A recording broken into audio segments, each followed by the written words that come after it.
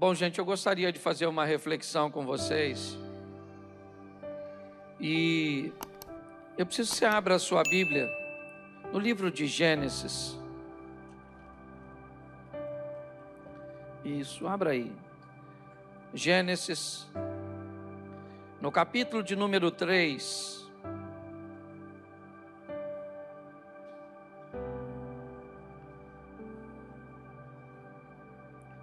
O verso é o de número 21. Coloca para mim, por favor. É só uma reflexão. Preste atenção. E fez o Senhor Deus a Adão e a sua mulher túnicas de peles e os vestiu. Você pode ler para mim, por favor? Não, volta.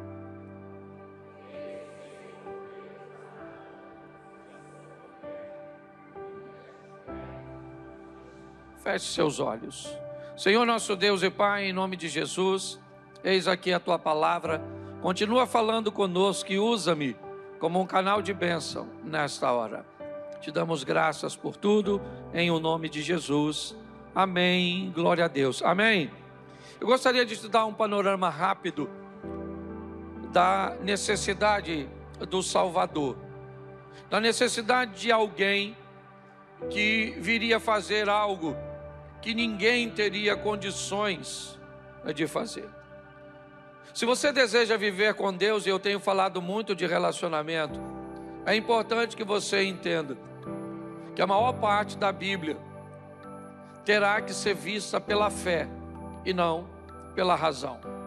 Nós teremos algumas informações mais pontuais, mais assertivas, com um nível de esclarecimento muito mais forte, alto, mas boa parte das informações, elas sempre, me parece de uma forma proposital, vai requerer do leitor, vai querer daquele que se aproxima de Deus, a fé, porque grande parte das informações que gostaríamos de ter, nós não temos.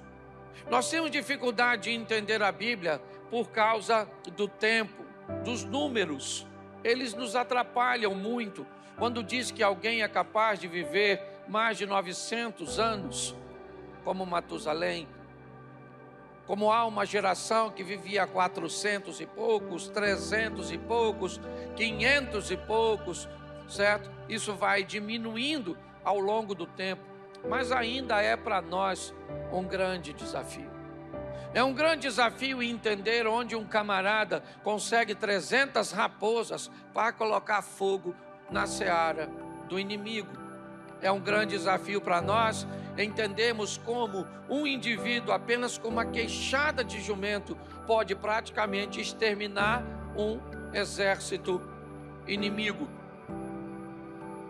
Sempre teremos dificuldade em entender como tudo foi feito em 7 dias. Se 7 dias, a palavra dia, na verdade quer dizer um período de 24 horas, ou se ela se encaixaria, certo? Que um dia para Deus, né, seria como 1000 anos para o homem. Então todas as vezes que lidarmos com essas informações, inevitavelmente a nossa fé tem que estar muito fundamentada, ou então as críticas, as dúvidas, os argumentos dos ateus, dos filósofos e de boa parte das pessoas que não conseguiram alcançar a fé para estabelecer um relacionamento com Deus, pode prejudicar a sua fé. Nós estamos falando e vamos falar do nascimento de Jesus, e uma série de fatores nos faz acreditar ou entender que ele não aconteceu na data que se comemora. Tá certo? E você vai observar por inúmeros ângulos, inúmeras escolas, e elas vão contradizer isso por causa de questões climáticas e uma série de outros fatores que estão envoltos nisso. Mas para nós, se foi novembro, dezembro, janeiro, se foi abril, junho, julho, se foi 25, 17, 8, para nós isso não é relevante. O relevante é que ele nasceu para cumprir um propósito, e o propósito cujo qual ele nasceu, ele cumpriu. Então, muito cuidado com suas afirmações e suas discussões em determinados ambientes, onde você pode desejar afirmar determinadas coisas, certo? E ter problema para sustentar isso com textos bíblicos, porque eu já vi muitas pessoas se desviarem e tornarem, né? Eu recebi quase uma enciclopédia de um camarada aqui de Xerém, mas muito confuso exatamente por causa da ressurreição de Jesus, não de seu nascimento, por causa das contas que fizeram, e ele se atrapalhou bastante. Então eu preciso preparar você para entender que nessas questões de números, de lugares, de épocas, de costumes, nós podemos esbarrar muito e muitas vezes nas informações que não serão tão precisas, ok? Mas eu gostaria que você entendesse o que eu quero passar para você hoje. Deus cria o homem e a mulher, e nós somos criacionistas, e não temos nenhuma dificuldade de até aceitar um pouco da evolução, não como a criação, mas o processo evolutivo. Se você acompanha principalmente a natureza, né? A evolução dos animais e como eles se adaptam, e também os homens, o ser humano, para onde eles vão, como migram, como as coisas se comportam, como a cor da pele e muitas vezes a mão, para onde é que está indo, né? A nossa ou as gerações futuras, mediante ao que nós estamos fazendo com os nossos olhos nos dispositivos eletrônicos, certos nossos dedos que precisam de habilidades para digitação, algo que era apenas necessário para quem fazia datilografia. Os mais antigos devem lembrar o que é isso. Uma maquinazinha, lembra? Quem é que não lembra da máquina de datilografia? Levanta a mão. Isso aí, não lembra, louvado seja Deus, nem precisa fazer força para lembrar não perdeu nada não, tá certo? Mas eu queria que você olhasse para um panorama que na criação o diabo vai persuadir o homem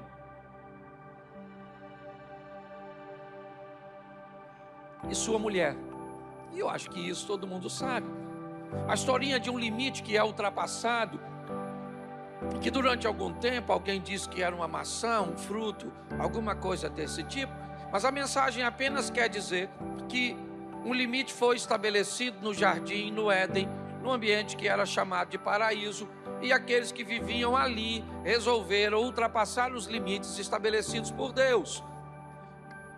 E o que foi dito é que uma vez ultrapassados os limites, eles seriam banidos daquele ambiente, e isso aconteceu. Eles enxergam uma nudez que tem muito mais, né, do que apenas uma nudez física.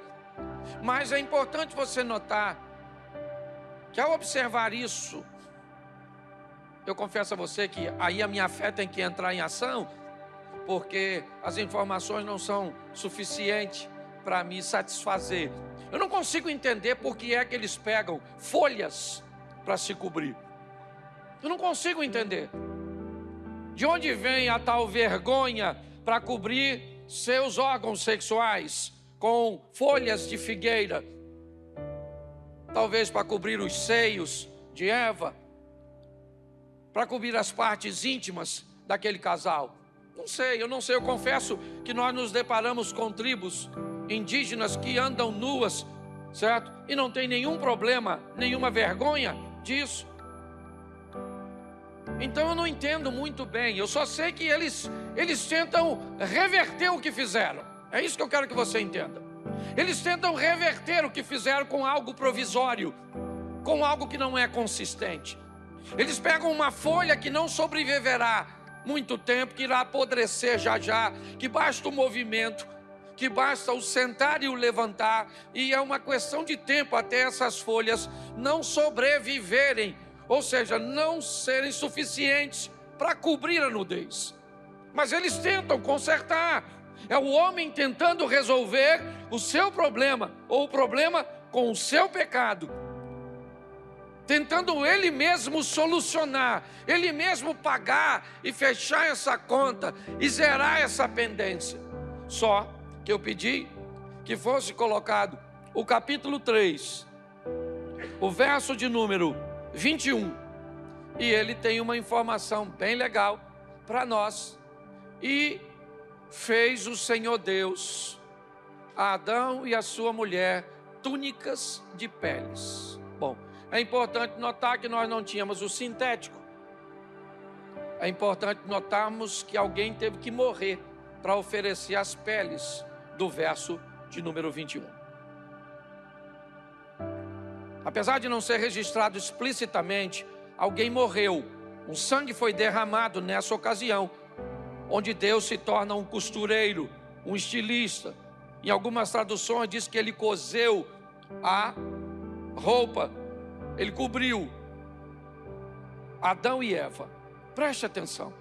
Agora, substituindo a folha por uma pele, e muito mais do que aquilo que vai sobre o corpo, mas aquilo que teve que acontecer para que aquela pele fosse oferecida. Ali no jardim do Éden, Jesus Cristo já aparece na tipologia, sendo também esse indivíduo, ou, se eu posso chamar de indivíduo, mas esse ser vivo que morre para oferecer a pele para que Adão e Eva pudessem se cobrir. Ele já está ali, vai estar nos outros, eu não vou citar isso, mas quando nós vamos para Levítico, nós vamos ver Deus estabelecendo um processo cujo qual o pecado vai sair.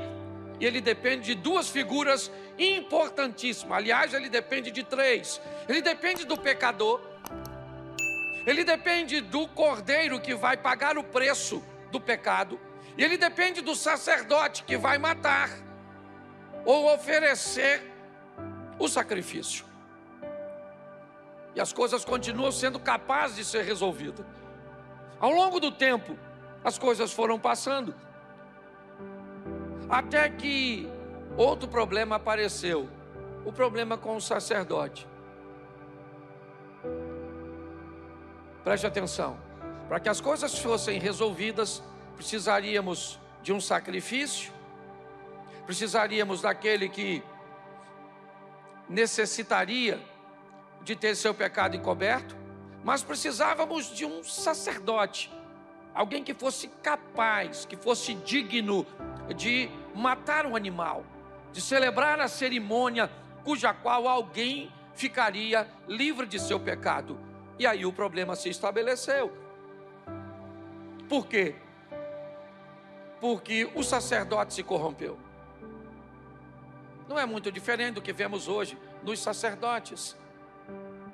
Eu posso falar da minha classe, pastores, corrompidos pelo dinheiro, corrompidos pela ganância, corrompidos pelo sexo, corrompidos pelo sucesso, corrompidos por tantas coisas, pelo domínio, pela capacidade que tem de muitas vezes, não vou dizer nem influenciar, mas realmente dominar as pessoas.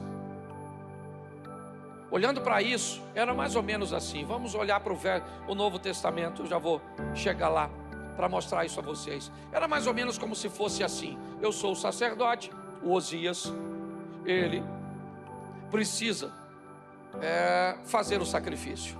Então o Osias mora em Jardim Primavera, ok? E o local onde a cerimônia vai ser feita é Xerém.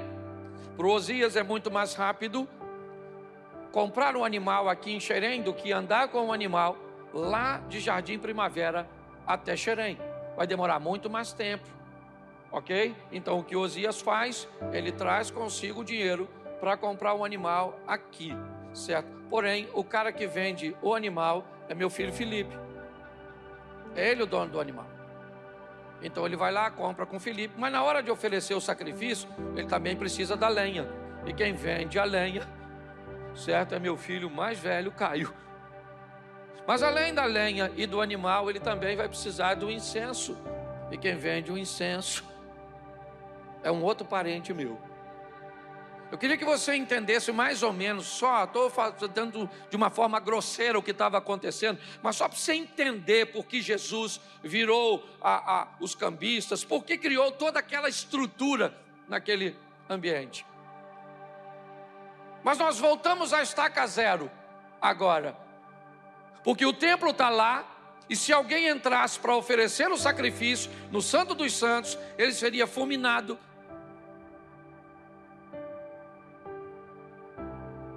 Mas não tem ninguém para entrar lá. E aí o problema está estabelecido, porque o homem está perdido de novo. Voltamos à estaca do Adão e Eva, lá atrás no Éden, onde eu comecei. Eles estão nus, sem proteção. Esquece a nudez, esquece o sexo. Todas as vezes que falamos de nudez, sabe, esse mundo corrompido, sempre lembramos de sexualidade. Esquece isso, é transparência. É poder estar diante de Deus e das pessoas de cara limpa, sem máscaras, sabe? É poder olhar para a tela do celular e colocar ele aberto em cima da mesa. Mulher, filhos, mãe, certo? Esposa, marido, está tudo lá. Podemos fazer alguns sinais ou sinalização, né, para o outro, na frente de todos. É isso, não estou falando e removendo sua individualidade, não é nada disso não, sua privacidade. Estou falando de uma vida transparente. Essa é a proposta do Éden, é isso. Poder ser quem você é de fato, diante das pessoas. É isso que Cristo nos propõe. Vem para a luz, onde todo mundo pode ver quem você é, onde sua vida pode ser observada por inteiro. É isso, é isso. Essa é a proposta do Evangelho. E isso não tem como acontecer, porque o sacerdote não pode entrar lá. Pronto. E agora? Agora o homem está perdido de novo. E quem é que vai resolver esse problema? A Bíblia explica isso, eu não tenho como te dar todas as informações agora, mas é só para você entender a ideia. Então agora o que vamos fazer? Precisamos de alguém. Mas eu posso trazer o sacerdote? Não é só sacerdote, porque o problema não está só no sacerdócio. Também tem o comércio que gira em torno do sacrifício. Deus precisa acabar, sabe, com essa estrutura de venda do cordeiro, de venda do incenso, de venda das indulgências, de venda disso, de venda daquilo, de comercialização daquilo. Então aquele que vai vir não pode ser só o sacerdote. Não. Ele também precisa ser cordeiro. Ele também precisa eliminar a necessidade da lenha. Ele precisa eliminar a necessidade do incenso. Ele precisa eliminar a necessidades, né, dos sacrifícios. Se eles são pacíficos, se eles são para remissão de pecados, se é um pombo ou se é um novilho, se é um carneiro, uma ovelha. E é para isso que Jesus vem. É importante você entender isso. Por quê? Porque Ele vem para me livrar e livrar você da morte. Preste atenção. A palavra morte, eu já falei diversas vezes aqui, tem a conotação de separação. Então quando você lê morte, troca a palavra morte para separação. Eu morro quando o espírito que me dá vida se separa do meu corpo. Então todo o sistema elétrico vai embora e volta para Deus, porque o espírito está pronto, mas a carne é fraca. Então o espírito volta para Deus e eu caio no chão morto por um infarto. Olha só, por quê? Porque o espírito se separou do corpo. O corpo volta para a terra, do pó você saiu, do pó você vai voltar. O espírito volta para Deus e agora nós temos um problema: a alma. E agora o que acontece com essa alma? Essa alma então é a grande disputa de Satanás, ou do bem e o mal. Ninguém está disputando seu corpo. A disputa é a alma, ninguém está disputando. O diabo não disputa seu espírito, mas a alma, ela que está em jogo. Por quê? Porque a segunda morte vai entrar em cena. E se a primeira morte é quando o espírito se separa do corpo, a segunda morte é quando a alma se separa de Deus. E aí eu preciso te dar uma notícia: se acredita nela ou não, você vai ter que passar por ela. Todo olho verá, toda língua confessará, todo joelho se dobrará, certo? Diante do Senhor. Então não tem jeito. A única maneira de você não viver a segunda morte, porque a primeira, a não ser que o arrebatamento venha, certo? Todos nós vamos ter que atravessar, é da seguinte forma, recebendo Jesus Cristo como Salvador. Por quê? Porque Ele é aquele Cordeiro que morreu, certo? Para nos vestir, para pagar um pecado, certo? Para pagar uma transgressão. E se prepare, eu tenho falado isso principalmente para a liderança, a palavra pecado já vai ser banida de nosso vocabulário, assim como algumas palavras têm sido acrescentadas, assim como algumas palavras já foram banidas. Quem é aqui do tempo da palavra cebosa? Cebosa significava o quê? Alguém? Metido, chato, xexelenta. Quem é do tempo da palavra? Xexelenta. Existe mais? Você escuta falar isso? Não escuta mais falar. Já, se falar a palavra pecado, vai ser discriminação. Você não pode falar. Nada mais vai ser pecado. Se nós banirmos essa palavra do nosso vocabulário, preste atenção, vai ficar difícil de pregar. Eu tive que trocar a minha oração num evento, ok? Eu fui num evento e falei uma frase durante a minha oração, e a frase que eu falei durante a minha oração, eu tive sérios problemas com essa frase. Orando, certo? A partir daquele dia, eu mudei a minha oração, certo? Eu tive que mudar a minha oração, porque o vocabulário que eu usava naquela oração não era mais permitido na nação onde eu estou estabelecido. Eu não sei se você já viveu essas experiências, mas eu preciso te mostrar agora, né? E aqui na verdade é que eu começo a pregar.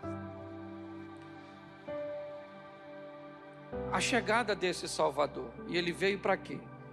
Para pagar a dívida da sua alma. É isso que eu quero que você entenda. Sem ele, você vai para o inferno. Sem ele, você está perdido. Sem ele, você morre a primeira morte. E lembra, a Escritura diz: não tema aquele que pode matar o corpo, mas aquele que pode matar o corpo e lançar a alma no inferno, matar a alma. Essa é a grande questão.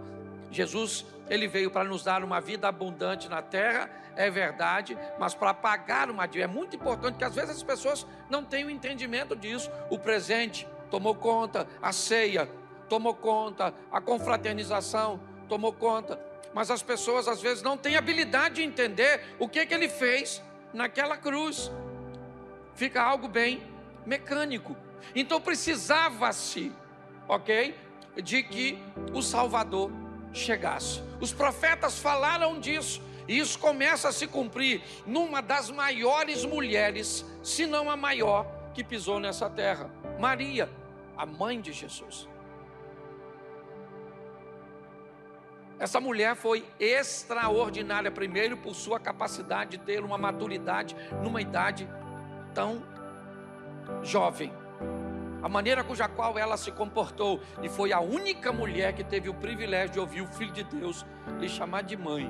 Então, por favor, evangélico, nunca diga que esta mulher, ou que Maria é uma mulher qualquer, porque não é. Foi uma privilegiada. Lembra o que o anjo disse a ela? Salve, agraciada, o Senhor é contigo. Que isso fique claro. Daí a se tornar mãe de Deus é outra história, que eu não vou, certo, falar aqui. Mas deixa eu pegar para vocês algumas coisas que me encantam, e eu vou pegar só Mateus, tá certo? Para ganhar tempo, abra sua Bíblia no Evangelho de Mateus, e eu vou te mostrar algumas coisinhas que eu acho que vale a pena nós observarmos. Mateus capítulo 1, verso de número 18. Mateus 1:18. Ora, o nascimento de Jesus Cristo foi assim: estando Maria, sua mãe, desposada com José, antes de se ajuntarem, achou-se ter concebido do Espírito Santo. Preste atenção aqui, e eu quero, como eu disse, sempre solidificar seu relacionamento com Deus. Essa é a minha proposta. Ok? Nós temos algo muito importante aqui. Primeiro, o cumprimento de uma profecia bíblica. O profeta Isaías fala isso, que a virgem irá conceber. Algumas traduções e algumas escolas tentam dizer que ela não era virgem, que a expressão usada era apenas como uma menina muito jovem, ok? E novamente, a tua fé vai ter que entrar em cena. Sempre a fé vai ter que aparecer. O justo viverá pela fé. Sem fé é impossível agradar a Deus. É assim que funciona. Então, inevitavelmente, está aí o texto dizendo que uma virgem, algo inconcebível, algo ímpar, que nunca aconteceu antes e nunca aconteceu depois. A única vez que aconteceu é aqui, e por isso tem sérios motivos para ser contradizido. Por isso. Não é difícil entender. Eu quero que você entenda, porque a cada dia que passar, vão pressionar nossa fé. Vão usar argumentos para dizer que o que nós servimos, ou que fazemos, é mentira, é duvidoso. E se você não tiver fé e experiências com Deus, você vai sucumbir. A Bíblia diz que, se possível fosse, até os escolhidos seriam enganados. Basta nós olharmos o que pessoas pregavam há anos atrás. Subiam nos nossos púlpitos. Eu já tive gente que pregou na nossa igreja, em cima do púlpito da nossa igreja, comigo sentado aí, e hoje dizendo insanidades. Pare e pense. Está aqui, é duvidoso? É. Por quê? Porque uma gravidez sem a intervenção de um homem. Olhe, pare e pense. Isso é inconcebível? É inconcebível. Isso é possível? Não. E pior, a história diz que um anjo chegou e disse: salve a agraciada. Um anjo conversa com um mortal, com Maria, e diz a ela: você vai engravidar de um menino.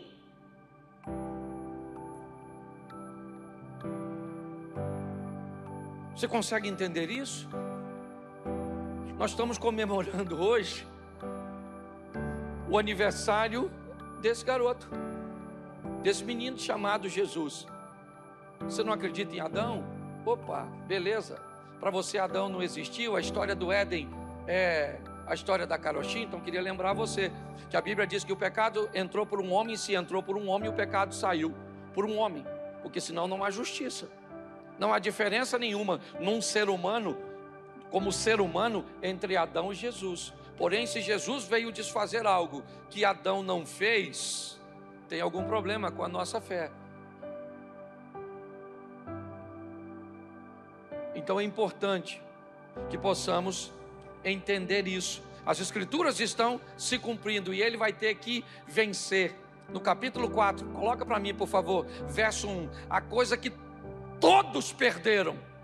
Todos, nenhum ser humano chegou nessa terra e venceu a batalha que ele venceu. Ninguém, de Adão ao último indivíduo que vai, certo, morrer ou, no dia do arrebatamento.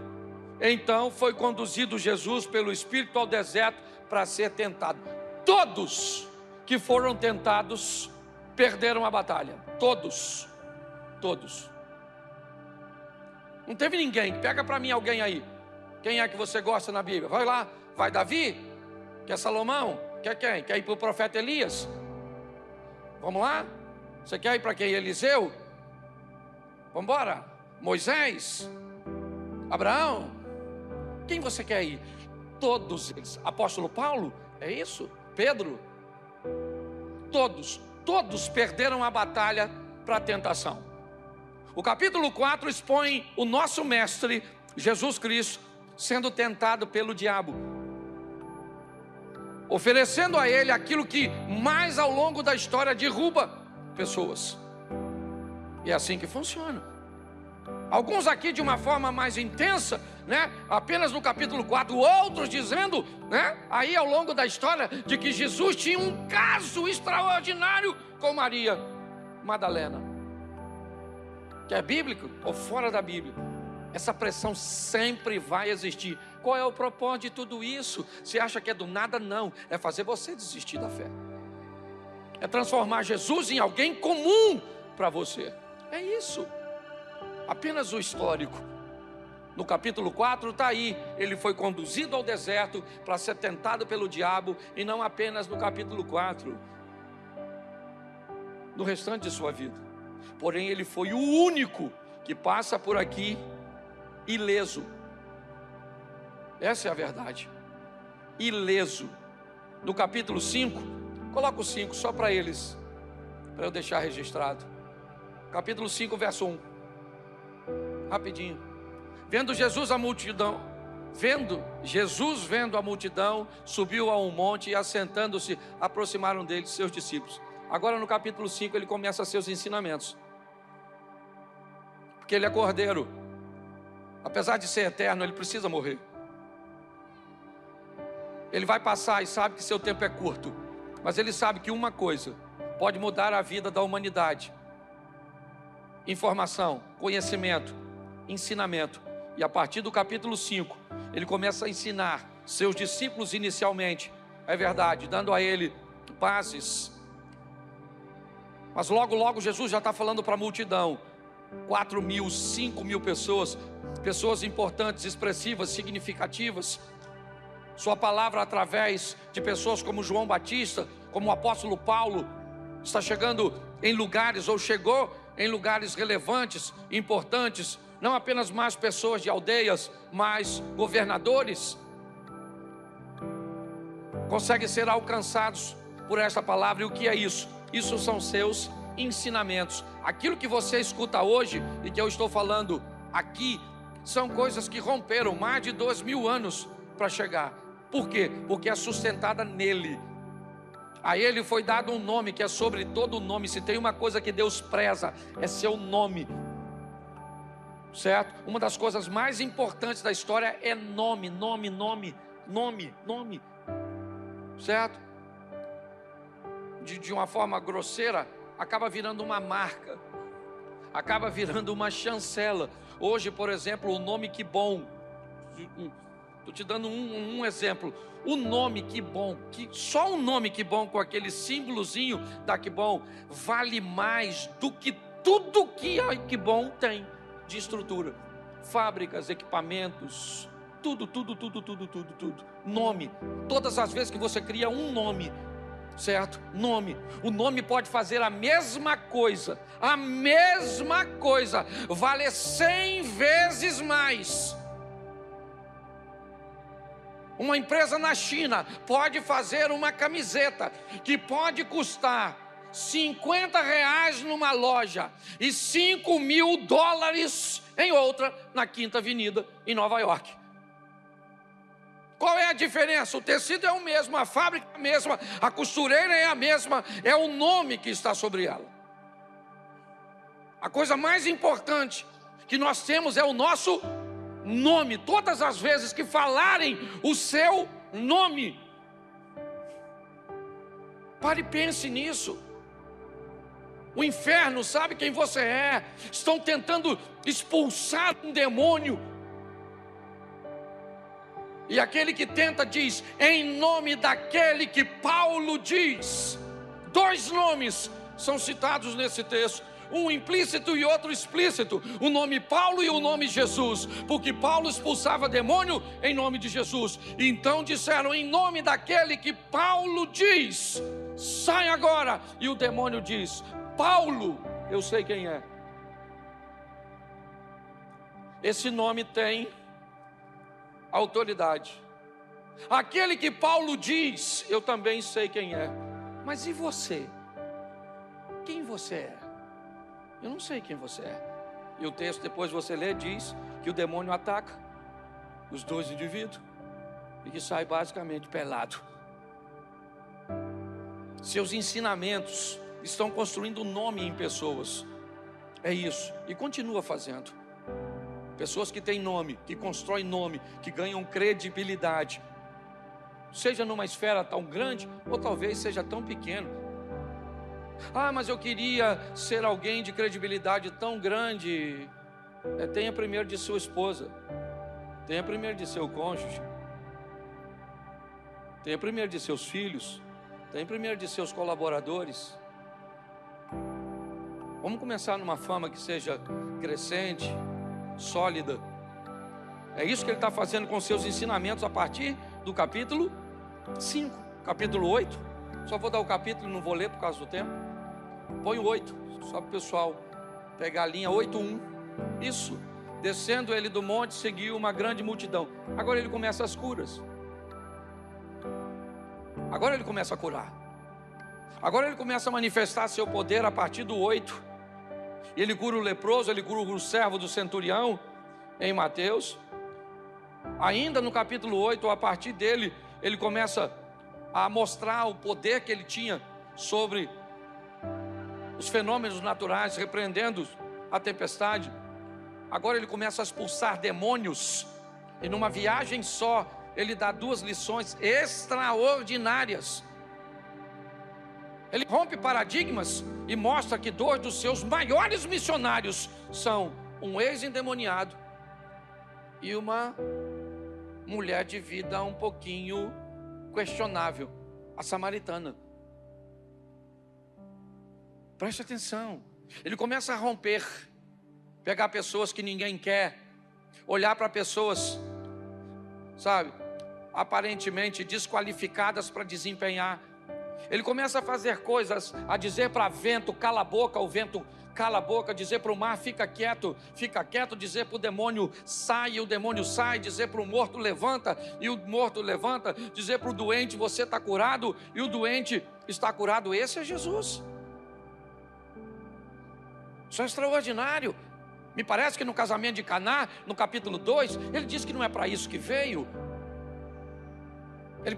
Me parece que isso são apenas bônus. Quando Maria pede, olha, o vinho está acabando, Jesus diz, que tenho eu contigo, mulher? Ainda não é chegada a minha hora. Mas quando vão prendê-lo, e ainda não é a sua hora, ele sai de fininho. Mas quando prendem ele, a hora é certa, ele diz, é chegada a minha hora. Está tudo sob controle. O que estamos vendo é ele mostrar no capítulo 8 e 9 seu poder.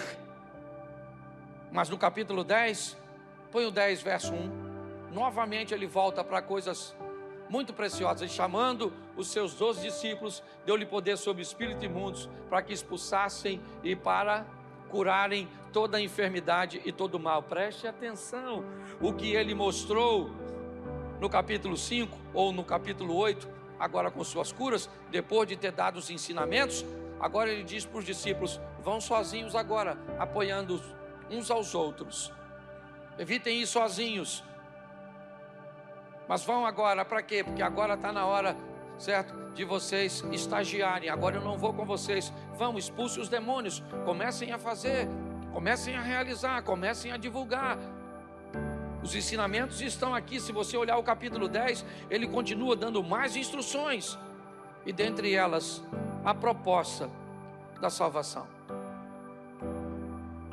Mas tudo isso é bem legal, mas ele já está caminhando para a parte final, e eu também.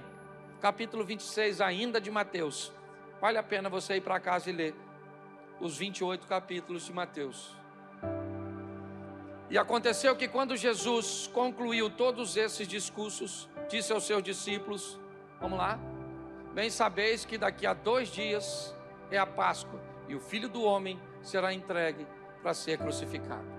33 anos, seus discípulos estão aparentemente bem preparados, então ele passa para a reta final. Ele é ungido em Betânia, traído por Judas. Ele participa da primeira ou da última ceia. Ele vai ao Getsêmani, ele é preso e ele é julgado. Bom, cadê o cara? Desculpe a expressão, né? Não é falta de reverência, não. Mas cadê o Todo-Poderoso? Cadê o indivíduo que gritava para o vento, cala a boca, para o mar, aquieta-te? Que gritava para uma legião de demônios, sai dele agora? Que disse para um demônio do menino, sai e nunca mais entre nele. Cadê? Cadê o indivíduo poderoso que faz sair dinheiro da boca de um peixe? Agora ele está preso, sendo julgado por gente que sequer foi capaz de vencer pecado. Eu não sei se Anás e Caifás tinham noção do que eles estavam fazendo, mas talvez caiba nesse ambiente o texto que diz: o príncipe deste século cegou o entendimento. Eles estão crucificando alguém que vai morrer também por eles. Maria vai estar chorando ao pé da cruz, e ele também morre por ela, por todos.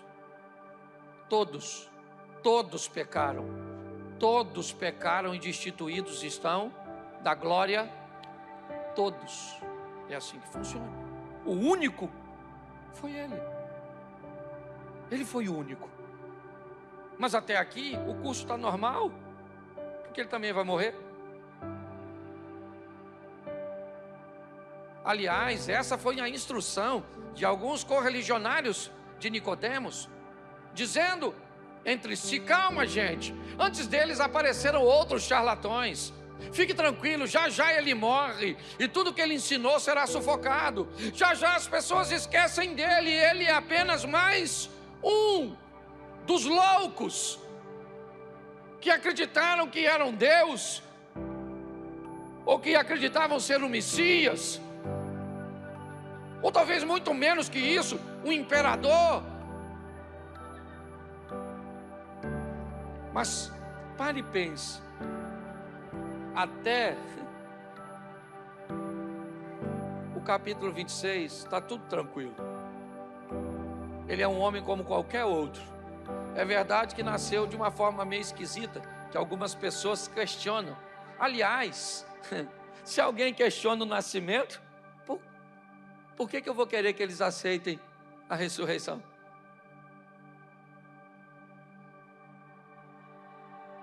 Se questionam o seu nascimento, mas quando eu olho para o penúltimo capítulo do livro de Mateus, eu vejo talvez um dos momentos mais cruciais da vida de Jesus. Põe o capítulo 27, só lê o texto 1 e 2, só para o pessoal saber onde é que está.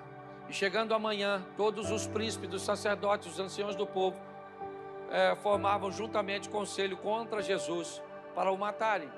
Verso: e manietando o levaram e entregaram ao governador Pôncio Pilatos. Preste atenção, ele vai ser crucificado, mas não morreu. Ele está pendurado numa cruz. As pessoas que passam por ele, elas pedem para que ele faça uma coisa que ele pode fazer e que é muito tentadora: desce da cruz, desce, desça daí, saia da cruz. Preste atenção, Jesus está quase morrendo. O diabo que me fez pecar, que fez você pecar, que fez Pedro pecar, que fez Paulo pecar, que fez Estevão pecar, que fez... Vamos embora, pega aí na sua mente, na Bíblia. E fez Noé, e fez Abraão, fez Isaac, e fez Jacó, e fez José, e fez, não fez com esse indivíduo que está morrendo. Então tem um problema. Esse indivíduo que está morrendo, ele foge o modelo, ele é ímpar, ninguém é igual a ele. Então é melhor que ele não morra.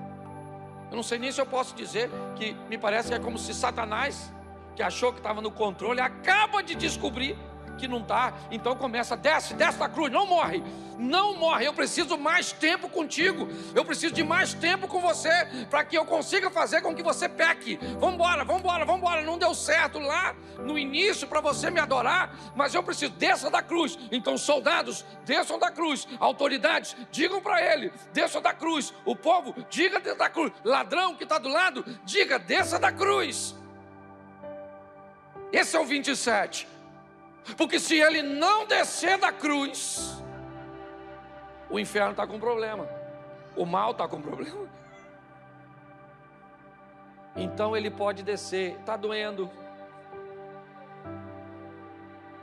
ele não pode usar seu poder sobrenatural para aliviar a sua dor, ele não faz uso do vinagre anestésico para diminuir sua dor.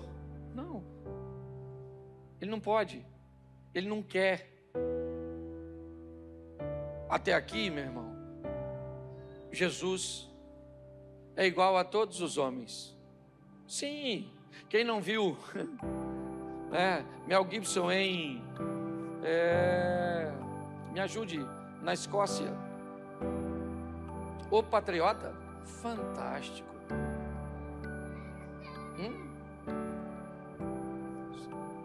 Coração Valente. E O Patriota, observe, quando nós olhamos para essa estrutura, nós descobrimos que está tudo igual, até o capítulo 28. Põe o 28 e eu termino aqui. 28:1. No fim do sábado, quando já despontava o primeiro dia da semana, Maria Madalena e a outra Maria foram ver o sepulcro. E eis que houveram um grande terremoto, porque o anjo do Senhor, descendo do céu, chegou, removendo a pedra e sentou-se sobre ela. E seu aspecto era como um relâmpago, e a sua veste branca como a neve. Vamos lá. Põe o verso 5. Isso. Mas o anjo respondendo disse às mulheres: não tenhas medo, pois eu sei que buscai a que foi, verso 6. Ele não, bom, como não está aqui? O lugar do morto é o sepulcro. Como não está aqui? O que aconteceu com ele? Para ele não estar aqui. Bom, ele não está aqui, ele já, como tinha dito, ele disse que faria e fez. E mais do que isso, um dia nós vamos ter que nos encontrar com a morte, para viver a primeira morte. Davi disse algo muito importante: enquanto há vida há esperança. O dia é hoje, o momento é agora, de tomarmos uma decisão para colocarmos esse Salvador Jesus na nossa vida, para nos livrar da primeira morte. Não é essa a proposta, mas para nos livrar da segunda morte, da hora de ver a nossa alma ter um encontro com Deus, ouvir: vinde bendito de meu Pai, recebei por herança aquilo que está preparado antes da fundação do mundo. Às vezes, irmãos,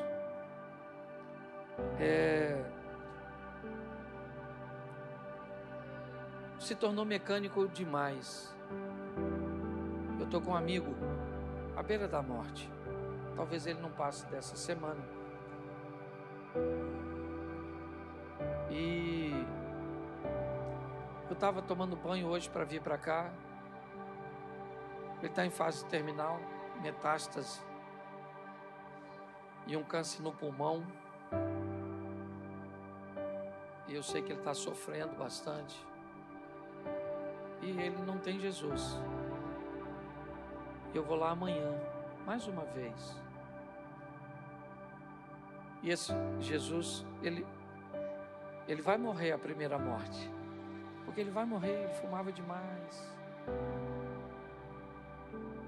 Mas a pergunta é, ele precisa morrer a segunda morte? Não. Às vezes, a gente se torna um pouco insensível diante de tudo isso. Eu queria que você fechasse seus olhos agora. Pai,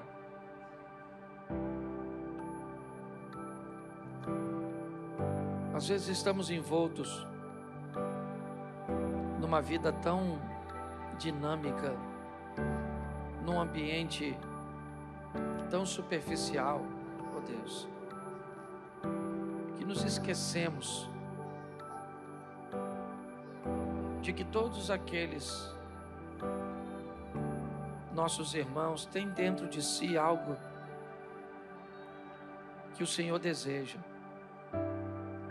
e que para o Senhor concretizar, essas pessoas precisam receber teu Filho, Deus, porque somente através dele não há nenhum outro mediador entre o homem e Deus que não seja Cristo. Pai, em nome de Jesus, joga por terra tudo aquilo que nos separa de enxergarmos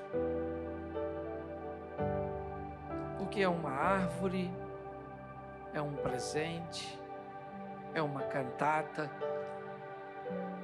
São coisas que, se não prestarmos atenção, acabam se tornando distrações. Não há problemas nenhum na árvore, no presente, na ceia, na cantata. Mas há algo muito maior do que tudo isso, que não pode ser esquecido. Ele pagou um preço para nos dar a vida eterna. Hoje não celebramos sua morte, mas seu nascimento. E muito obrigado, ó Deus, porque às vezes, Senhor, falamos tanto do Espírito Santo e tanto de Jesus, e acabamos te deixando de fora. Mas eu quero direcionar minha oração, findando este culto, agradecendo ao Senhor, o Todo-Poderoso Deus,